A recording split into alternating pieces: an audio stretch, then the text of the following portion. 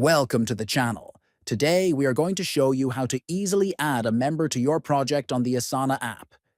Whether you're managing a team or collaborating on tasks, this tutorial will help you quickly include teammates and keep your projects organized. First, open the Asana app on your phone. Navigate to the project where you want to add a member. Next, click on the plus icon located at the top right of your project screen.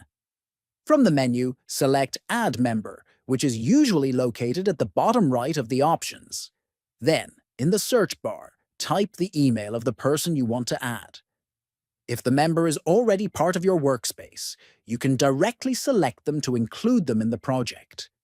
If they are not in your workspace, you can send an invitation to join Asana and become part of your project. After selecting the member or sending the invite, click on Done at the bottom of the screen. The new member will now have access to your project and can start collaborating with you immediately.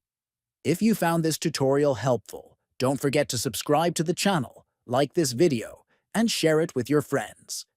Thanks for watching, and stay tuned for more useful Asana tips.